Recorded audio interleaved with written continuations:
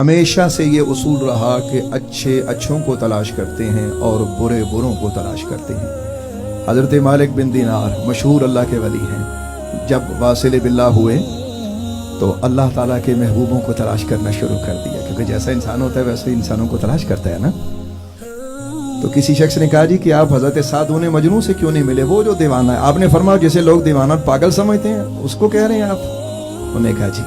آپ تلاش کرتے ہوئے حضرت سعد بن مجنون کو جنگل میں آپ کے پاس پہنچ گئے، ایک درخت کے نیچے آپ بیٹھے تھے، تو حضرت مالک بن دینار نے سلام کیا، سلام کا جواب ملا، تو آپ نے حضرت سعد بن مجنون سے پوچھا کہ حضرت کیف حالک، یا شیخ آپ کا کیا حال ہے؟ جب یہ پوچھا تو حضرت سعد بن مجنون نے جو جواب دیا سننے کے قابل ہے۔ انہوں نے کہا کہ اس کا کیا پوچھتے ہو جو صبح و شام مسافر ہے، زادے راہ کوڑ کوئی نہیں، اور اس حاکم عادل کی طرف جا رہا ہوں جو منصف ہے، جو ڈنڈی نہیں مارتا۔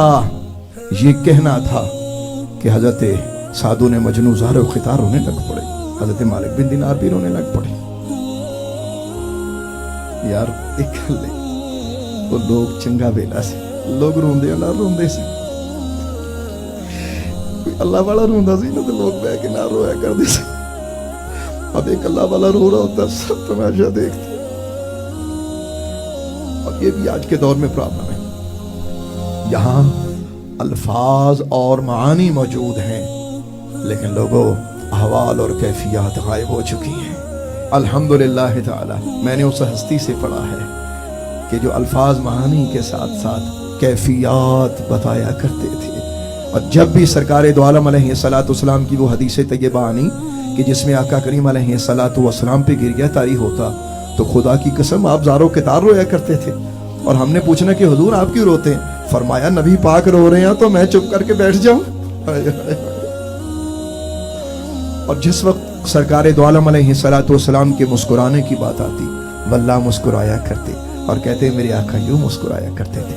تو بھائیو آج احوال اور کیفیات کی تلاش ہے، یہ ہمیں تلاشنی ہے، ان کو ڈھونڈنا ہے۔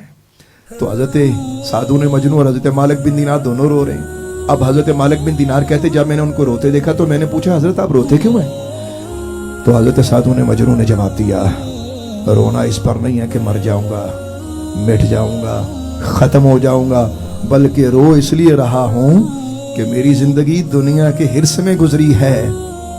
لوگوں یہ بات کون کہہ رہا ہے؟ جو اللہ کے عشق میں دیوانہ ہو گیا ہے، یہ وہ شخص بات کہہ رہا ہے کہ میری زندگی حرص میں گزری ہے۔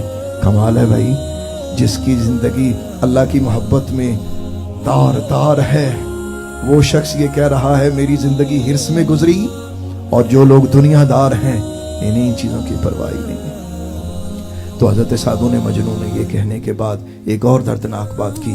آپ نے فرمایا مجھے تو یہ بھی نہیں پتا کہ میری منزل کیا ہوگی، پتہ نہیں فرشتے دوزخ میں لے جاتے ہیں یا جنت میں لے جاتے ہیں۔ یہ کہہ کے حضرت سعد بن مجنون پھر رونے لگ پڑے۔ حضرت مالک بن دینار نے کہا حضرت آپ روئی جائیں گے یا کوئی بات بھی بتائیں گے؟ آپ نے ارشاد فرمایا کہ میری جیسی کیفیات جب تجھے بھی حاصل ہوگی نا تو تیرا بھی یہی انجام ہوگا۔ اللہ اکبر۔ حضرت سعد بن مجنون کی یہ باتیں سن کر تو حضرت مالک بن دینار کہنے لگے مجھے سمجھ آ گئی کہ لوگ آپ کو دیوانہ کہتے ہیں تو آپ دیوانگی کی باتیں کرتے ہیں۔ سعد بن مجنون کہنے لگے کہ آپ بھی لوگوں کی طرح مجھے سمجھنے لگے، میں دیوانہ کوئی نہیں، میں بڑا دانا ہوں۔ فرق یہ ہے کہ لوگ الفاظ اور معانی کی بات کرتے ہیں، کیفیات تک نہیں جاتے۔ میں نے کیفیات کو پا لیا۔